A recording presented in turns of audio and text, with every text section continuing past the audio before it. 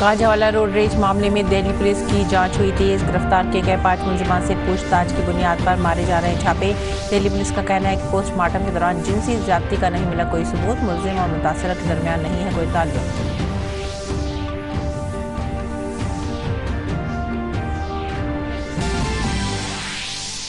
Supreme court ने हल्द्वानी के बम्बोरपुरा इलाके में रेलवे की जमीन से तजावुजात हटाने के हाईकोर्ट के हुक्म पर लगाई रोक। अदालत ने रेलवे और उत्तराखंड हुकूमत को जारी किया नोटिस।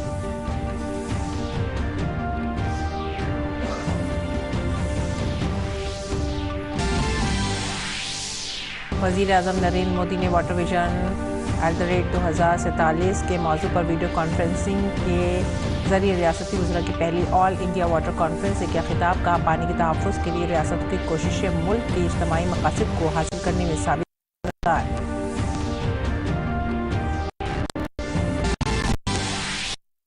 माइक्रोसॉफ्ट CEO सत्या वज़ीर-ए-आज़म नरेंद्र मोदी से की मुलाकात। डिजिटल तब्दीली की क़यादत और पायदार और जामी इक़्तिसादी तरक्की की भारतीय हुकूमत की पहल को बताया मौसर। कहा भारत के डिजिटल इंडिया का ख्वाब करेंगे पूरा।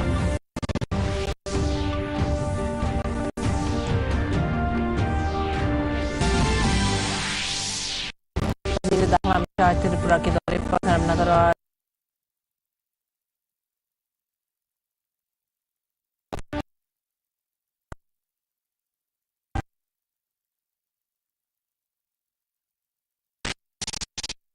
खबरों में भारत और श्रीलंका के दरमियान दूसरा टी20 मैच शाम पुणे में मुंबई में खेला गया। पहला मैच भारतीय टीम ने 2 रन दर्ज कर सीरीज में हासिल कर लिए 1-0 की सफलता।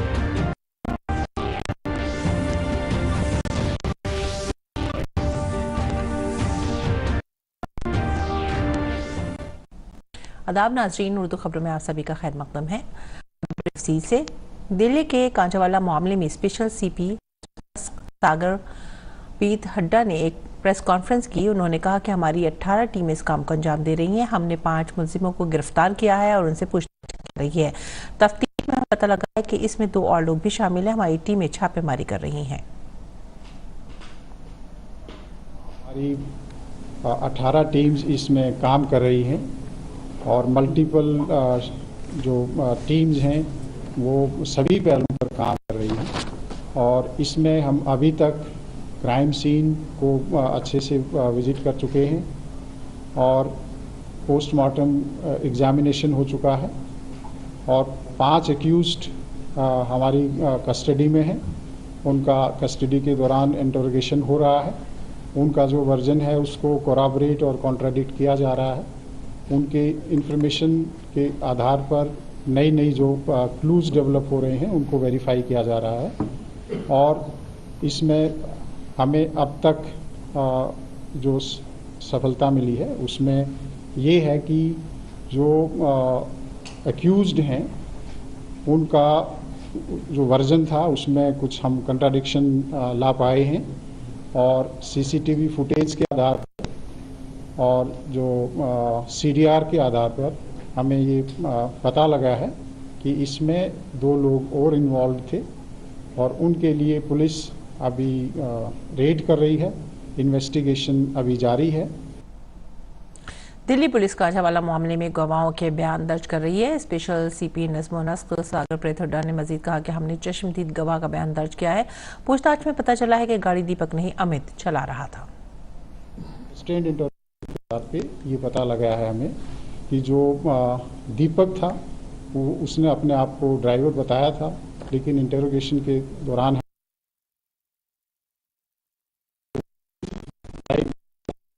और ये इसके हमारे पास साइंटिफिक एविडेंस हैं और 2 जिन्होंने ये आइडेंटिटी किसी की कंसील करने की कोशिश की थी, ये ड्राइवर नहीं था अमित, उसके जो सहयोगी हैं उनको इस केस में एक्यूज बनाया गया है। अभी हमारी टीम इन्वेस्टिगेशन रेड कर रही है। उन्होंने मजीद कहा कि हमें मरने वालों के दरमियान किसी तरह के ताल्लुक का पता नहीं चला है। इन्वेस्टिगेशन हुआ है, उसके जो कुछ महत्वपूर्ण बिंदु ये हैं कि जो एक्यूज्ड पार्टी है और जो इसमें डिसीज्ड है उसका कोई कॉल डिटेल के आधार पर और जो अब तक इन्वेस्टिगेशन हुआ है पुराना लिंक नहीं है, कोई पुराना कनेक्शन इसमें अब तक हमें नहीं मिला है। इसके साथ जो एक्यूज हैं और इसमें जो हमें आई विटनेस मिली है उसके भी जो CDR का एनालिसिस है और जो अब तक हमारी एविडेंस है उसके आधार पर कोई पुराना कनेक्शन नहीं मिला है। हल्द्वानी में बनफूलपुरा और गफूर बस्ती में रेलवे की जमीन पर कब्जे के मामले में सुप्रीम कोर्ट ने बड़ा फैसला सुनाया है। सुप्रीम कोर्ट ने नैनीताल हाई कोर्ट के फैसले पर रोक लगा दी और उत्तराखंड हुकूमत को नोटिस जारी किया है। अब 7 फरवरी तक कब्जा नहीं हटाया जा सकेगा। इस मामले में आइंदा समाअत 7 फरवरी को होगी। सुप्रीम कोर्ट ने कहा है कि 1 हफ्ते में लोगों को हटाना मुनासिब नहीं है। माननीय का बहुत धन्यवाद। उन्होंने मानवीय पहलू भी सुना और 4,365 परिवारों के सर पर छत बची रहे इस बात को भी समझा।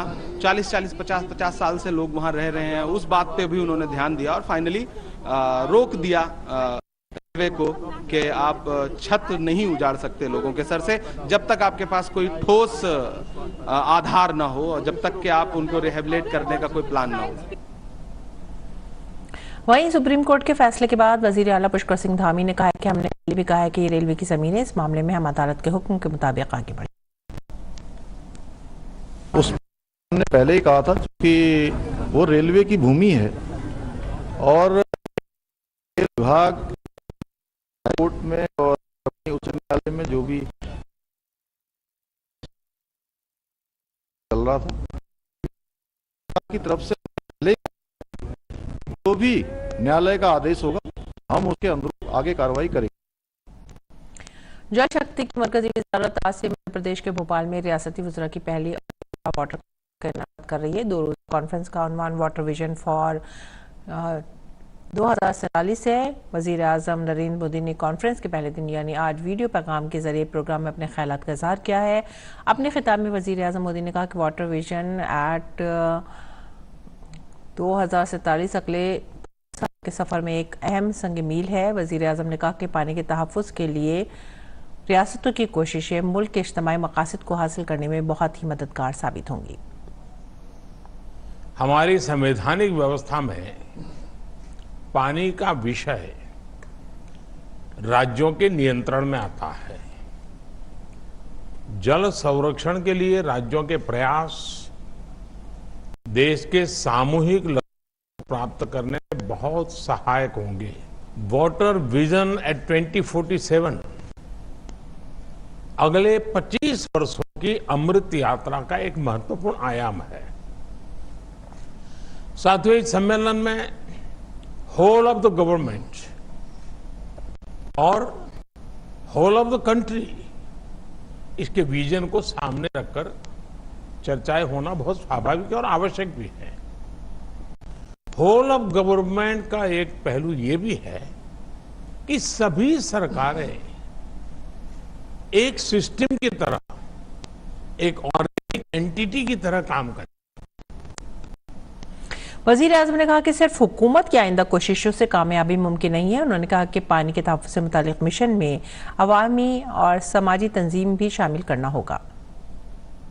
जो सरकार में है उन्हें इस सोच से बाहर निकलना होगा कि उनके अकेले के प्रयास से अपेक्षित परिणाम मिल जाएंगे।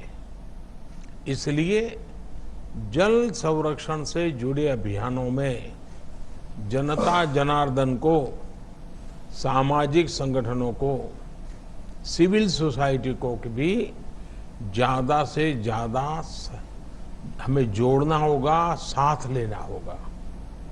वजीर आज़म मोदी ने कहा कि पानी के तहफ़्फ़ुज़ के लिए टेक्नोलॉजी को फ़रोग़ देना होगा। वजीर आज़म मोदी ने कहा कि जियो सेंसिंग और जियो मैपिंग के जरिए हमें इस सिमत में मदद मिल सकती है। हमें पॉलिसी लेवल पर भी पानी से जुड़ी परेशानियों के समाधान के लिए सरकारी नीतियां और ब्यूरोक्रेटिक प्रक्रियाओं से बाहर आना होगा। हमें प्रॉब्लम्स को पहचानने और उसके सॉल्यूशन खोजने के लिए इंडस्ट्री को और खासकर स्टार्टअप्स को साथ जोड़ना होगा। जियो सेंसिंग और जियो मैपिंग जैसी टेक्निकों से हमें इस दिशा में काफी मदद मिल सकती है। साथियों, हर घर तक पानी पहुंचाने के लिए जल जीवन मिशन आपके राज्य का एक बड़ा डेवलपमेंट पैरामीटर हुआ है। कई राज्यों ने इसमें अच्छा काम किया है। और वजीर आजम मोदी ने कहा कि प्रधानमंत्री कृषि सिंचाई योजना के तहत सभी रियासतों में तेजी से काम हो रहा है। इसके तहत पर ड्रॉप मोर क्रॉप की शुरुआत की गई है। पानी की उपलब्धता के आधार पर ही क्रॉप प्राकृतिक खेती हो, नेचुरल फार्मिंग खेती को बढ़ावा दिया जाए। कई जगह ऐसा देखने में आया है कि जहां प्राकृतिक खेती हो रही है, नेचुरल फार्मिंग की जा रही है, संरक्षण के भी सकारात्मक प्रभाव दिखाया गया है। साथियों, प्रधानमंत्री कृषि सिंचाई योजना के तहत सभी राज्यों में तेजी से काम हो रहा है। इसके अंतर्गत पर ड्रॉप मोर क्रॉप अभियान की शुरुआत की गई थी। इस स्कीम के तहत देश में अब तक 70 लाख से ज्यादा जमीन माइक्रो इरिगेशन के दायरे में लाई जा चुकी है। माइक्रोसॉफ्ट के सीईओ सत्या नाडेला ने वजीर आजम नरेंद्र मोदी से मुलाकात की। उसके बाद सत्या नाडेला ने एक ट्वीट भी शेयर किया। उन्होंने अपने ट्वीट में इक़्तिसादी नमो पर हुकूमत की शदीद तवज्जो काफी मुतासिरकुन है। हम भारत के डिजिटल इंडिया के विजन को अमली जामा पहनाने और दुनिया के लिए एक रोशनी बनने में मदद करने के लिए तैयार हैं।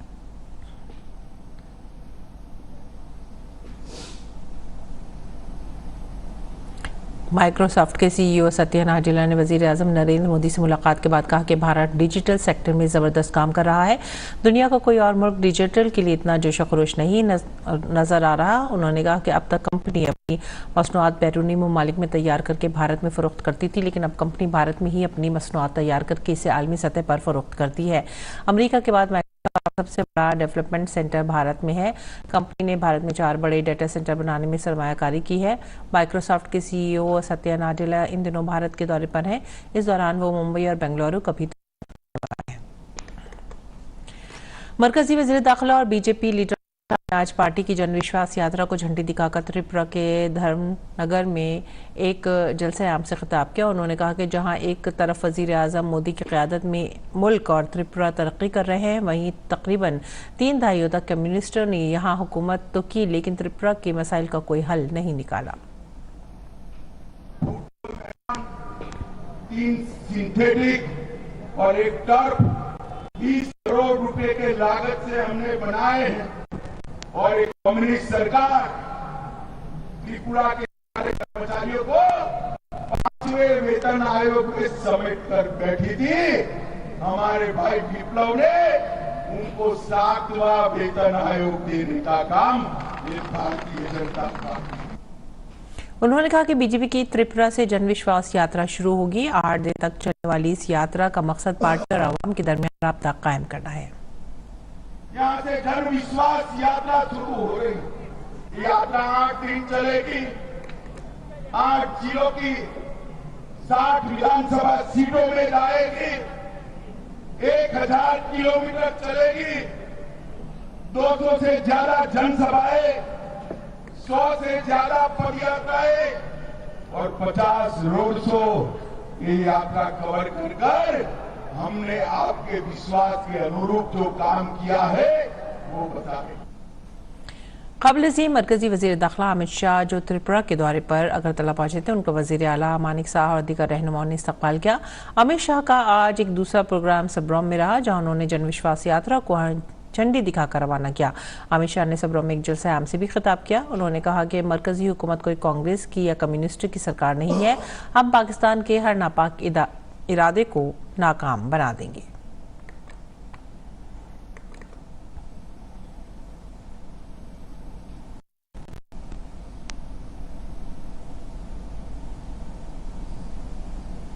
कम्युनिस्टों की सरकार नहीं है, ये भारतीय जनता पार्टी की सरकार।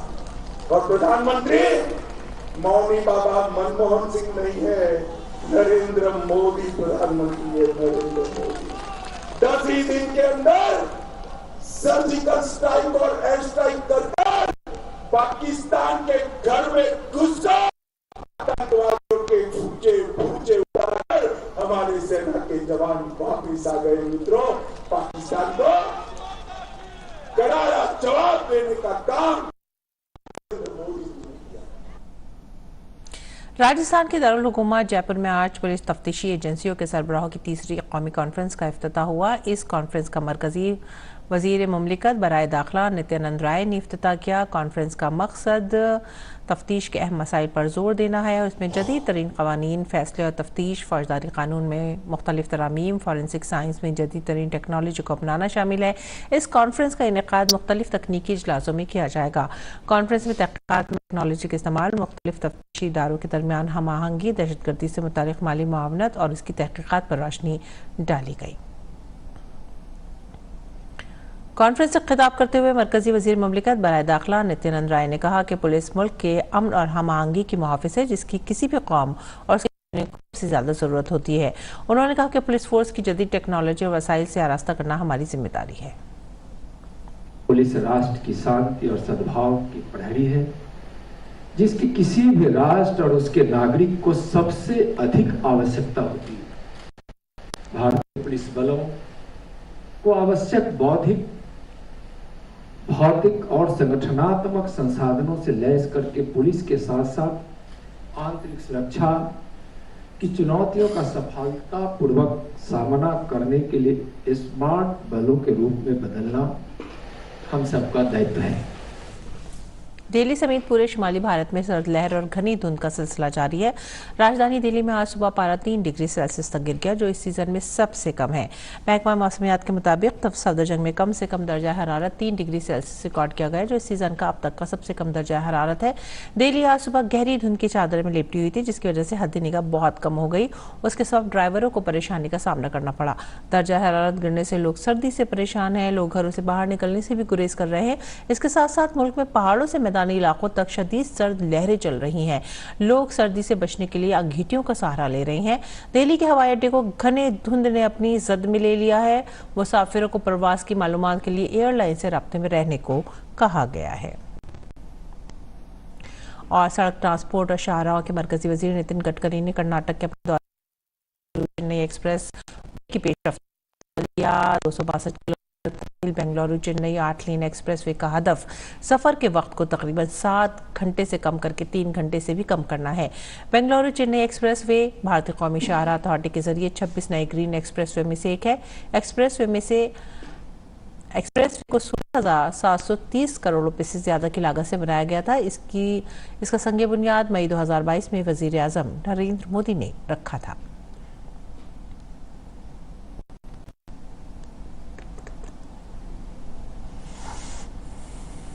मवासलात, इलेक्ट्रॉनिक्स, इंफॉर्मेशन टेक्नोलॉजी और रेलवे के वजीर अश्विनी वैष्णव ने जुमेरात को ओडिशा में G5 इंटरनेट खदमात का आगाज किया। इस दौरान मरकजी वजीर तालीम धर्मेंद्र प्रधान भी मौजूद थे। वैष्णव ने धर्मेंद्र प्रधान के साथ मिलकर भुवनेश्वर में शिक्षा व अनुसंधान SOA डीम्ड यूनिवर्सिटी के कैंपस 2 ऑडिटोरियम में एक तकरीब के दौरान खिदमात का इफ्ताह किया।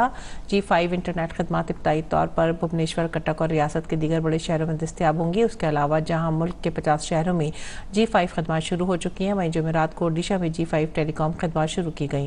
रिलायंस जियो और एयरटेल ने ओडिशा में G5 खिदमात शुरू करने के लिए मुख्तलिफ शहरों में BTS 510 कायम किए हैं। G5 खिदमात रियासत के कुछ इलाकों बशमूल भुवनेश्वर, कटक और कुछ दूसरे शहरों में दस्तियाब होंगी, जो फिलहाल सिर्फ G5 मोबाइल यूजर्स ही इस्तेमाल कर सकते हैं। बैनुल-अक़वामी खबरों में आलमी इदारे सेहत के सरबराह ने चीन से कहा है कि वह अस्पताल में दाखिल होने और अमवात से मुतालिक काबिल एतमाद डेटा शेयर करें। उन्होंने चीन की सूरत हाल पर भी तशवीश का इजहार किया।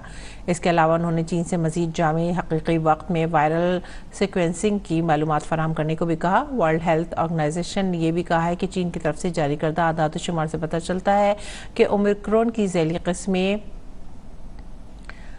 BF7 और BA5.2 ही लोगों को मुतासर करती हैं, या इनमें 97.5% केसेस इसी से होते हैं। WHO ने कहा कि वो आलमी सतह पर कोविड की सूरत हाल पर गहरी नजर बनाए हुए हैं। अमरीकी सदर जो बाइडेन ने बुध के रोज चीन में कोरोना की सूरत हाल के बारे में कहा कि उन्हें इस बात पर तशवीश है कि चीन किस तरह कोविड वबा से निमट रहा है। इस दौरान बाइडेन ने अमरीका मैक्सिको की सरहद का दौरा करने के अपने मंसूबे के बारे में भी बताया।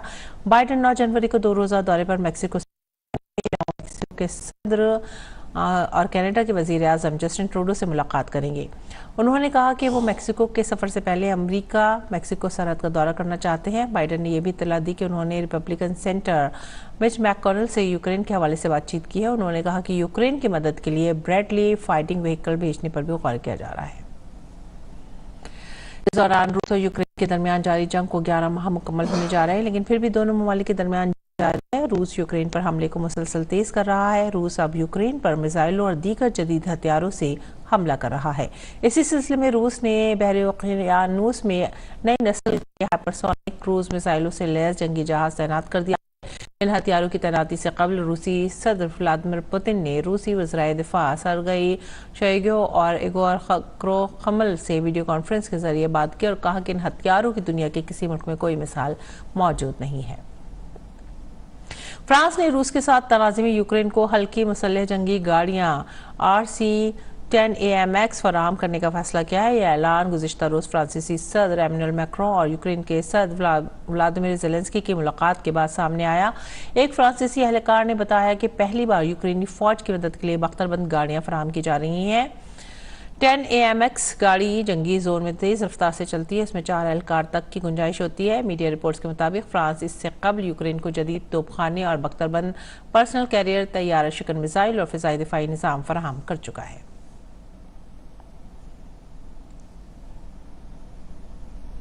रूसी मिसाइल हमलों ने मशरक़ी यूक्रेन के दोरोस्क्योका में एक आइस स्केटिंग रिंक को तबाह कर दिया है। हमलों के बाद स्केटिंग रिंक की छत उड़ गई, पाइप फट गए और बैठने की जगह को बुरी तरह से नुकसान पहुंचा। रूसी हमलों से तबाह दोरोस्क्योका शहर में स्केटिंग रिंक का आखिरी कशिश थी, जिसके तबाह होने से मकामी लोग काफ़ी मायूस हो गए हैं। ईरान ने फ्रांस के सफ़ीर निकोलस रोश को बुध के रोज़ तलब किया है। फ्रांसीसी तंज़िया मैगजीन चार्ली हेब्डो की जानिब से ईरान में हिजाब के तनाज़े पर ईरान के supreme leader ayatollah Ali Khamenei का काबिल एतराज़ कार्टून शाये किए जाने के बाद फ्रांसीसी सफ़ीर को तलब किया गया। ईरान के वज़ीर ख़ारजा हुसैन अमीर अब्दुल्ला ने ट्वीट किया कि कार्टून शाया करते हुए एक फ्रांसीसी अशात ने मजहबी और सियासी अथॉरिटी के खिलाफ तौहीन आमीज़ और नाशाइस्ता हरकत की है, जिसे बर्दाश्त नहीं किया जा सकता।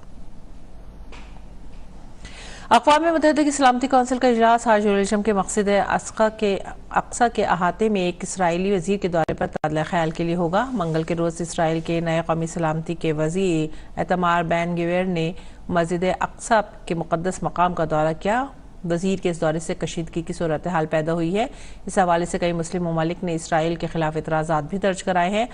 मस्जिद अक्सा इस्लाम का तीसरा मुक़द्दस तरीन मकाम है। साथ ही यहूदी इसे टेम्पल माउंट भी कहते हैं और वो भी इसे मुक़द्दस मानते हैं। इस बारे में यहूदी और मुसलमानों के दरमियान तनाज़ा चला आ रहा है। और बरतानिया के वज़ीर आज़म ऋषि सुनक ने मुल्क के संगीन तरीन मसाइल को हल करने का वादा किया है। इनमें महंगाई में कमी से गैर कानूनी नकल मकानी के मामलात को कम करना शामिल है।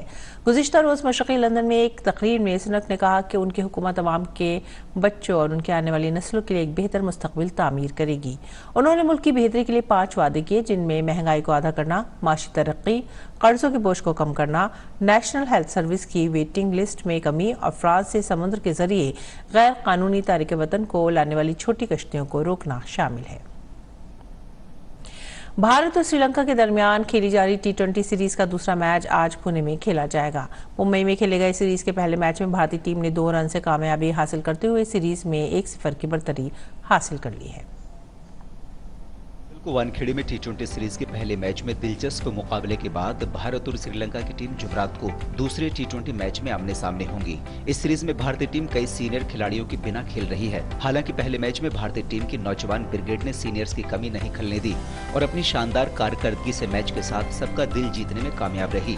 हार्दिक पांड्या की नौजवान ब्रिगेड ने वानखेड़े स्टेडियम में 162 की कम स्कोर का कामयाबी के साथ दिफा किया था, जो उस हाई स्कोरिंग मैदान में डिफेंड किया गया सबसे छोटा हदफ रहा। पहले मैच में डेब्यू करने वाले शिवम मावी ने 4 ओवर में 22 रन देकर 4 विकेट अपने नाम किए। वहीं नौजवान तूफानी गेंदबाज उमरान मलिक ने मैच में 2 विकेट लेने में कामयाबी पाई। उन्होंने 155 की रफ्तार से गेंद फेंकी, जो उस मैच की सबसे तेज गेंद रही। वहीं बल्लेबाजी में प्लेयर ऑफ द मैच चुने गए दीपक हुड्डा ने 41 रन की इनिंग्स खेली थी। नौजवान सलामी बल्लेबाज ईशान किशन ने 37 रन की तेज तर्रार इनिंग खेली। T20 आलमी कप के बाद से श्रीलंका की टीम ये पहली T20 सीरीज खेल रही है। पहले मैच में श्रीलंका की टीम जीत के बेहद करीब आ गई थी, लेकिन आखिर में दबाव झेलने के मामले में भारतीय टीम श्रीलंकाई टीम पर भारी पड़ी। श्रीलंका के स्पिनर्स ने मैच में भारतीय बल्लेबाजों को काफी परेशान किया था। श्रीलंका के गेंदबाज दूसरे मैच में भी भारतीय बल्लेबाजों के लिए अपनी हिकमत अमली बनाकर उतरेंगे। श्रीलंका के बल्लेबाजों को अच्छी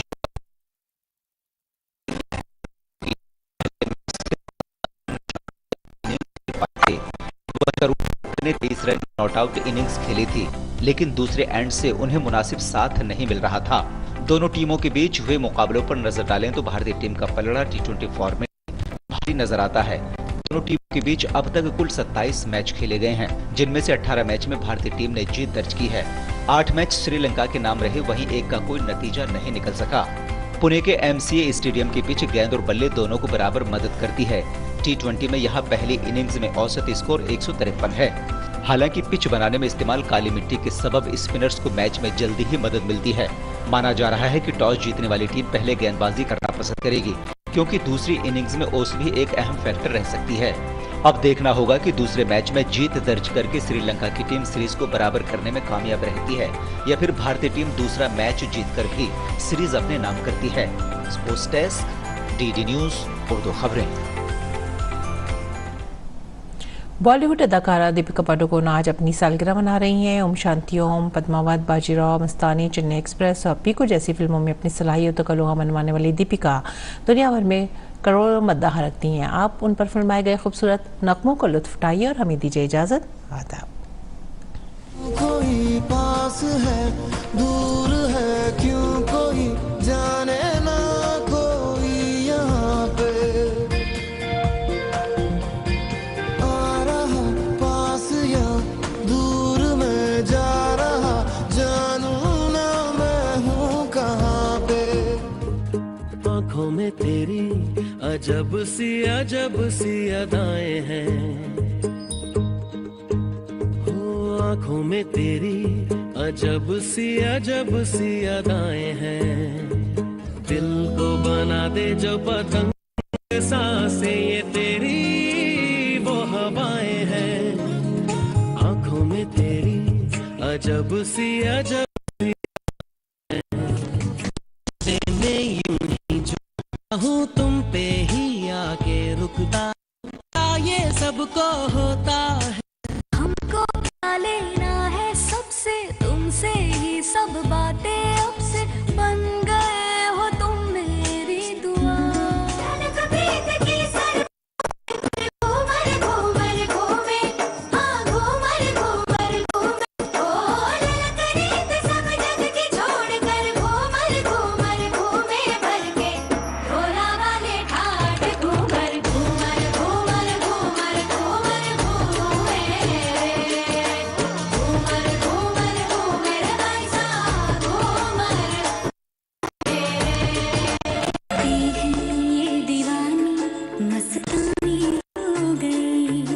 दीवानी हाँ दीवानी, दीवानी हो गई।